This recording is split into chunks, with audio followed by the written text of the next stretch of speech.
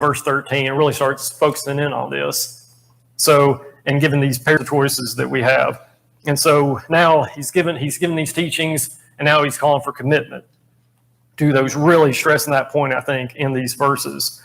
And as I did on Sunday, we'll read through, as we kind of break this up, we'll read through in sections of verses. I think that's really important. One of the things I'll point out, I don't know how many times I've read these verses getting ready for this study, but what happens sometimes when we know a passage well, or we start reading it a bunch, maybe you're doing a Bible study where you're supposed to, like a daily Bible reading, and you know, okay, I'm going to read this chapter several times. What happens sometimes is we end up just kind of like, it gets so almost memorized, even if we don't really memorize it, then we can miss some intricacies of the passages and really start maybe losing it a little bit in just because, okay, I've read this or I've studied this so many times in my life, if you've grown up studying a passage. And so I'm going to do my best to slow down even more than normal, which is a tough call for me because of my natural speaking way I speak. But we are going to do that and really try to dwell on this, even if you think, oh, well, I could recite these verses in my sleep.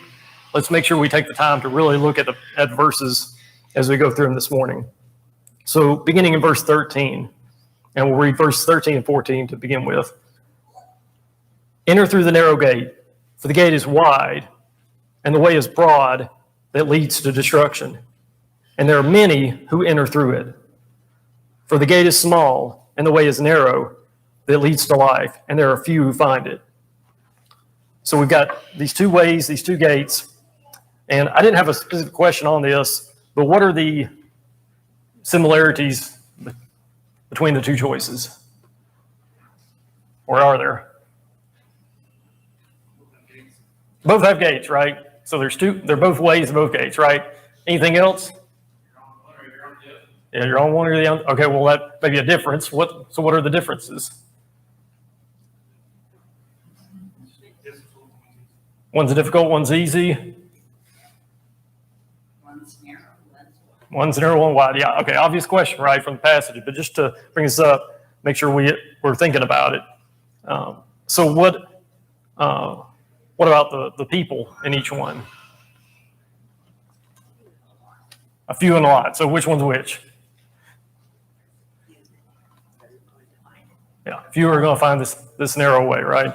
So, and then what are what's the results? Where are they leading, each one? Okay, you're going to have to speak up a little bit more for me, especially if you're in the back. Heaven and hell. Okay, in the passage, what does it specifically say? Destruction and life, right? So, and obviously to that conclusion. So, as you just mentioned. So, now, when we see that, so we've got the narrow path leading to life, the wide gate, many are entering through it that's leading to destruction. Now, when we look at that, sometimes I think, I'm not sure how to phrase this without reading my question, so I'm just going to kind of throw it out there. Do people sometimes see that as preventing us cutting out a lot if we take that narrow way? Does it take out a lot? Does it stop us from a lot of things? Does it exclude a lot of things in our lives? Let me put it that way. I ended up asking to read my own question anyway, probably. Sometimes when people oppose us, right, when we're making our choice to follow good, saying, oh, but you're going to miss out on so many things in life, is kind of the point I'm trying to make. But are we being prevented from the best things in life? No. Hope, what's that? Okay. No, when we talk about being at hope and peace and joy and goodness, and Romans 15 actually mentions all those. We think about abounding in mercy and grace and love, the peace that surpasses all understanding, right? Yeah, there's some things that are being cut out because we are taking this narrow way. There's not many people who are finding it. But we should also look at that in a positive note when we do that, when we look at this as how many of the things that we're getting access to, ultimately, obviously, most importantly, life at the end of this life too, right? Okay, anybody wants to add on that? Go ahead. I was just thinking, if we look realistically at the world about the chaotic condition it is in, just the goings on of the way people treat people, all of those kind of things. They are very negative things, and we ought to look at the world in that way and see those things and admit to ourselves that the basic desires of men are not very good and do not treat people well. It is only the good influence of God and of Christ and of Scripture, the teaching of what is right, how to treat one another. All of those things are good things that are scriptural things. That's what makes this life good. So we sometimes get deceived by that broad way, thinking it just allows us to do anything, when in reality, we're being deceived, we're being tricked, we're being beguiled. All we have to do is be honest with ourselves and look at the world and see what's there and how people treat people, and understand that's not a very good way to live. So if we're wise in the matter, we will take that kind of view. Yeah, that's a great point. When we look at it, we're actually being. And the other thing about this, notice that verse 13 begins with a command, enter. And then the next verse says because. So it helps us to sort those two things out. Yeah, here we're even given the why we need to enter that way. And we're going to enter one path or the other, whether we like it or not. Again, this goes to that point I was making about that there's only the two options, right? We're in one of them, whether we know it or not, or want to admit it. Go ahead. Looking at this, it reminded me of Noah and the ark, that only 8 people were saved there. But millions or billions, how many people live drowned in that flood? So I just think that's a good contrast here, that when he talks about a few, that was a few. Yeah, that is a very good example of only having a few leading to life, right? Any other comments on that? Go ahead. It's interesting that the narrow river gate is described as you have to find it, while the broad gate doesn't say that. So it's almost like the broad gate is a natural path. You have to be proactive not to be on the broad way. So it takes effort to find the narrow way. Yeah. It doesn't take effort on the broad path. I think that's a great point. Absolutely. There are a few who find it. That last phrase, they're the ones that are finding this. We're going to end up in that wide gate if we aren't actively looking for this narrow path. Appreciate that. Whoever just got the background noise. All right. Anything else? We'll move on to verse 15. All right. So verse 15, again, I'm going to go ahead and read verses 15 through 23. Beware of the false prophets who come to you in sheep's clothing, but inwardly are ravenous wolves. You will know them by their fruits. Grapes are not gathered from thorn bushes, nor figs from thistles, are they? So every good tree bears good fruit, but the bad tree bears bad fruit. A good tree cannot produce bad fruit, nor can a bad tree produce good fruit. Every tree that does not bear good fruit is cut down and thrown into the fire. So then you will know them by their fruits. Not everyone who says to me, Lord, Lord, will enter the kingdom of heaven, but he who does the will of my Father who is in heaven will enter. Many will say to me on that day, Lord, Lord, did we not prophesy in your name, and in your name cast out demons, and in your name perform many miracles? And then I will declare to them, I never knew you. Depart from me, you who practice lawlessness. Now I'm going to break this up a little bit, focusing on the first few verses of this as we go through, although I think they're tied together. But to start off with, question 6 in your handout, what is the warning given about the false prophets?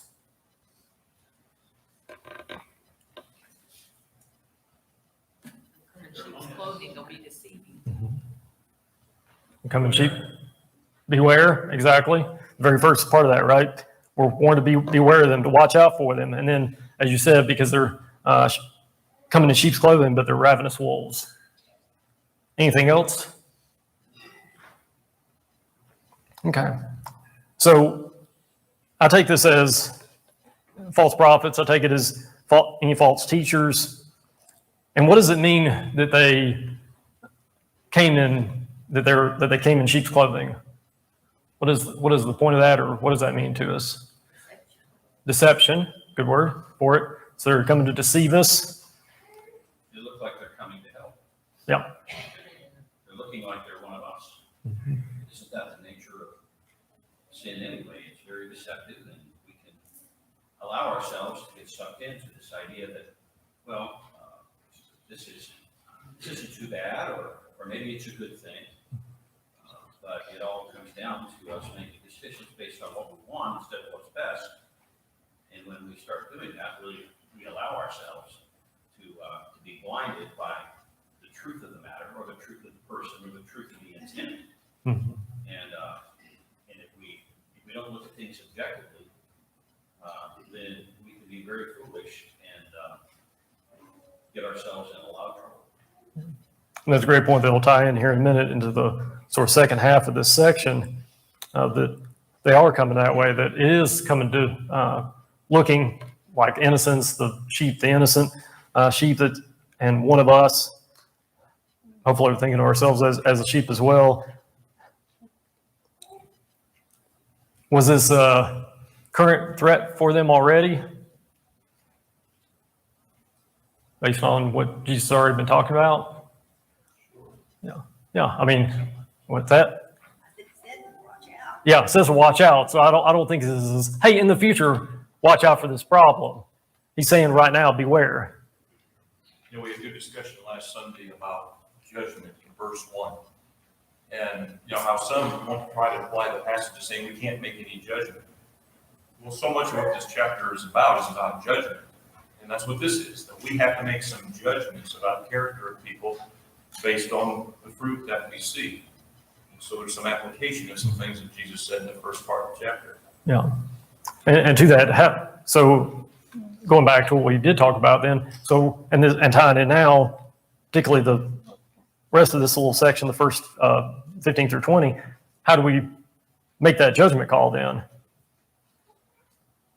How do we judge? Is this a sheep, or is this somebody in sheep's clothing? Other fruit, that's what I'm teaching.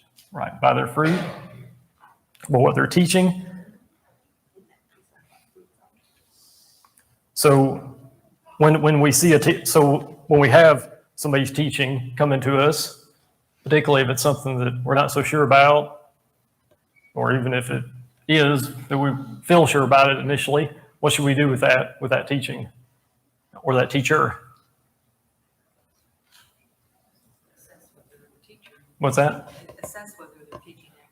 Exactly. Assess what they're teaching is truth. We're supposed to test it, right? 1 Thessalonians 5, but examine everything carefully. Hold fast to that which is good. Abstain from every form of evil. So examine everything carefully. And then if it turns out to be truth, hold on to it, right? In 1 John, he talks about testing those who claim to be apostles as well. And there's probably a number of passages to go to, but there's a few of those. So anything else, any other things we want to add to that as far as how we evaluate that? There's so much said about deception. You have Jesus talking about it. You have the Apostle Paul and you have Apostle John, all that give very specific warnings about deception. And don't be carried away. You know, that Satan himself even transforms himself into a minister of good things, but we know better and to not be fooled. Jesus knew that so very well. And so it's just interesting to me that at somewhat of an early part of his ministry, he's giving this kind of a warning about don't be deceived, and how it still applies so much to us today. And I think it also ties in as well to the, perhaps not as quite as hidden as much, but think about the scribes and the Pharisees, right? That we've already talked about, being aware of them as well. That, hey, are they taking this for granted? These are the people they have a lot of respect for, are the teachers in their community, in their religion, and are they testing them as well? And Jesus, of course, has been calling them out already and making a very clear point of that already, even in the Sermon on the Mount as well as elsewhere. So then I think this gets into then this second half of this, so 21 through 23. So when you've got this saying, this warning given in this piece of it, do you think this applies to people that are knowingly false teachers or knowingly being hypocritical in this? Or do you think it applies, or do you think the intent is a little bit something different? I think it's talking about people who know that they're doing wrong. Because it says inward, the inward being they are raised wolves. Yeah, let me clarify, because I probably, maybe I didn't, because I probably wasn't clear on this. So do you, so we see verse 15 through 20 verses 21 through 23. Do we see something that's maybe somebody a little bit different in 21 through 23 that he's talking to, or somebody who has different intentions or different, the way they're basically, they're in a little bit of a different spiritual situation, let me put it that way. Yeah, I think 21 through 23 are people who genuinely think they are doing right. Right. Because in verse 22, they're saying, haven't we done these great things? Haven't we? But verse 21 is talking about those who are wrongly calling on the Lord's name. And so, I think there's a distinction between the first group and the second group. Yeah, I think that's, see another hand do that. Okay. I think you're right. I think there is a difference here, and read all the same. And I think this is, as I read through this, I kind of see somewhat of a little bit of a transition in a sense, and the way I kind of look at this too is he's talked to these people that are false teachers. They put on the sheep's clothing, but they're ravenous wolves. They've made this intention to deceive, right? But now you get into these people, and it says good fruit, and it's like, well, then you've got people, and so they've got, but you got to judge them by their fruit ultimately, right?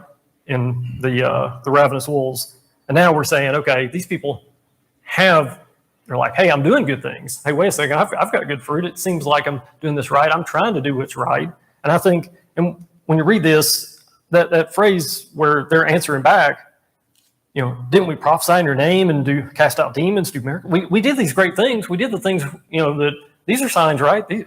We're in the right spot, right? So when I read that, at least I read this as there's some genuine belief that they were trying to do the right thing and that they were trying to be obedient to it. So I get this, that they've managed to delude themselves. We talk about deception. So now you've got people that have deceived others, and now these people maybe they haven't checked up on what's been taught, and now they've allowed themselves to be deceived, whether intentionally or otherwise. But, and we can even hide our own motives from our own selves if we're not careful. So how can that happen then? How can we end up in that situation? Does it possibly go back to what you mentioned early on in the introduction, the verse about you cannot serve God and money? Mm-hmm. And sometimes if you want to find out the truth about a politician or a business person, you follow the money. Could that be part of it? Well, I think that's certainly one way for us to be deceived, right? Is if we're focused on the wrong things. If we're focused on the world, then we may allow ourselves to be deceived because that's what we're focusing on, right? If that's what our real motive is, even if we're trying to, hey, I'm kind of trying to be a good person, but maybe that's part of it. Bring this down to kind of a practical level. I'll give you the advantage of a conversation that I had with a person a few years ago who was trying to convince me that it was okay for them to skip church because they had an opportunity to go out and vote with someone. And their argument is that they were going to be out on nature and looking at God's creation and all be thinking about God. And so that was their argument. So I think there's a definite tie-in between verses 15 and 20 and then down in verse 21. What comes to my mind when I think about this tie-in is in 1 Samuel 15 when Saul spared the life of King Agag. When God told him to go in there and utterly destroy everything. But yet Saul had rationalized this and justified this and that I can take some of the sheep and the oxen and all that kind of thing. I'm going to bring that back and I'm going to give that as an offering to the Lord. And so the Lord should be okay with that because I've convinced myself that my intentions are good. And what Samuel said to him, it's better to obey than to sacrifice. So even in our own minds, if we've got this thing all worked out, well, this is really a good thing. We need to be objective enough to say, yes, but does it violate what the scripture says? Yeah. And the advantage of And the advantage of having maybe someone else, like maybe a group of elders, talk to someone like this, is that elders can be more objective because they're not connected to that situation. They can look at it from a viewpoint, and this is not necessarily true just elders, it's true of anybody. So my suggestion would be is that when you're on the fence about something, go to somebody that you know and you trust and just say, hey, this is what I'm kind of faced with, and what do you think? But a lot of times people will refrain from doing that because they know the answer that they're going to get.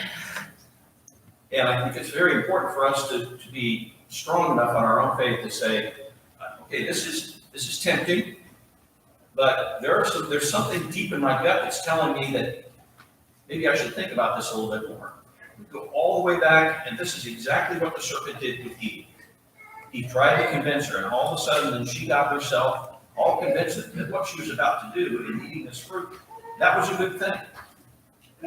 And it's just amazing to me, myriads of people that I've talked to, it's amazing to me the capability that the human mind has to rationalize and justify things that they want to do. And we just need to be smarter than that. Yeah. And I know we got a couple of comments, but I want to make sure we got plenty of time for the last section. But I appreciate you jumping into, how do we avoid that? And I think you bring up a great point as well on this is having that outside, somebody else to talk to, somebody else that really can check up on us and make sure we're doing the right things. We can study, and obviously that's of utmost importance, checking what I'm reading versus what I'm doing, but then having that, part of the reason for class, right, we get outside perspectives, right, is to see what others think of passage or whatever, but also we need to do that with ourselves as far as what's my own status? Hey, what's your perspective on this? Getting that advice. We all know the importance of getting advice, whether it's at work, whether it's especially with this, right? So, and then I'll also add on to this, pray, and I'm going to, a couple quick points, then, like I said, I want to move on to the last section of this chapter, last really two sections. But in Psalm 139, there's this prayer that David has, search me, O God, and know my heart. Try me and know my anxious thoughts, and see if there be any hurtful way in me, and lead me in the everlasting way. So asking God to search me out, but then also asking others to searching the scriptures so we can see when we've got things that aren't quite right. And I think comment I'll have on this is this, to me, this is kind of a pretty scary kind of passage. Hey, wait a second. I could deceive myself, perhaps even unintentionally deceive myself and go the wrong way if I'm not really being vigilant about this. And I think, to me, that's one of the biggest points to get out of this, is that we have to be really watching ourselves, really paying attention, that we really make sure we're not accidentally slipping on us and deceiving ourselves. Like I said, we could talk on this a lot more, I know, so bear with me, but I do want to make sure we do have time for, it's 10 after, I believe, right? Okay, so yeah, so I want to make sure we have some time to go over this last section, because there's a lot in this one as well. So beginning in verse 24, reading through verse 27. Therefore, everyone who hears these words of mine and acts on them may be compared to a wise man who built his house on the rock. And the rain fell, and the floods came, and the winds blew and slammed against that house. And yet it did not fall, for it had been founded on the rock. Everyone who hears these words of mine and does not act on them will be like a foolish man who built his house on the sand. The rain fell, and the floods came, and the winds blew and slammed against that house, and it fell, and great was its fall. So this last, and notice, therefore, right? I mentioned that before. So these key words kind of clue us in on what's going on. Therefore, I think he's been going through this whole thing like we talked about at the beginning of class, and now it's like, okay, therefore, consider this. Pay attention to what I'm about to tell you. And he gives this illustration of these foundations, of how the foundation is built. Now, I kind of have to be careful I don't end up going off on a tangent on this thing, because my own profession background is in geotechnical engineering, which I'm like, you get physicians and farmers and all these different professions, and this is about the closest they come to my own. It's talking about foundations. So I kind of had trouble not going off, and thankfully the time's going to prevent me from going off and sparing you from some kind of tangent. But so we're talking about the foundations and the structure that's being built. So let's jump into one of the questions real quick and just get a couple of answers on this. What are the similarities? And we'll go ahead and say, what are the differences in the builders, the buildings, and the foundations? So a couple things. Go ahead. They both heard. They both heard. I think that's a really important point. Yeah, so they both heard it. Buildings could be exactly the same, it's just the differences what they're built on. Exactly. So we've got a lot of similarities, right? Matter of fact, most of the things are similar, or we can take them as much. They both heard, they both built a house, they both endured a storm, or, well, both went through a storm. So, and they both were building on something, but what was the difference? And notice the phrasing, everyone hears these words of mine and acts on them. And then jump over to verse 26, who hears these words of mine and does not act on them. So we've got the wise man building this, and then what was the foundation? Let's make sure we hit that again. So what did the wise man build on? The rock, okay. Foolish man? Okay. So jumping in my own background, I remember in North Alabama, Orlon, when we really, and we do it here too, but when we really want to build on something strong, when we'd be building the stuff for these rocket motors, and they really don't want that foundation when they're welding some expensive rocket, they don't want that thing to move. They really don't want it to move, like at all, which is a problem for us sometimes. But what do? We put their foundation on the rock, build that building on the rock, and it sometimes means going 80 feet in the ground to find some solid rock to build on, and actually lowering a guy down in there, i.e. me, to go check out and test that rock to really make sure it's secure. It's really important. How much more so is important for us? And by the way, this illustration was not lost on them. The Jordan would flood, inundate the streams and everything, and it would wash away homes that weren't built properly, and they had ways to lock their buildings in the rock. So lest we think this is something they didn't understand, they knew it. I mean, there were also coastal communities. This was something they were at least familiar with on some level, that, hey, we understand what it means to build a strong foundation. By the way, I think it's interesting to know that there's not like hey, he mentions what the result is, but didn't spend a lot of time delving into, hey, and this is how it really applies to you. I think they were getting it by this point. I think they understood by this point what he was trying to say to them. When he says that, great was its fall, I think they got it. It gets on splat, favorite part when you think about it, it's like, oh, that's actually kind of depressing for those that fall victim of that, right? So I think, that strong foundation is really important for us. And then, go ahead. John, in Luke's record of this, we're told that the wise man dug deep. Mm-hmm. Matthew doesn't put it that way, but Luke's record does. And that goes to what you were saying, get down to the bedrock. Mm-hmm. Absolutely. And then what are a couple of things that came to your mind on question 10? How can we have a strong foundation? Let me make it a little more broad even. How do we develop a strong spiritual building in that foundation? How do we get there? Study, right? Absolutely. What else? I mean, that's biggie, right? Go ahead. It's really important that practice of what we're actually acting on.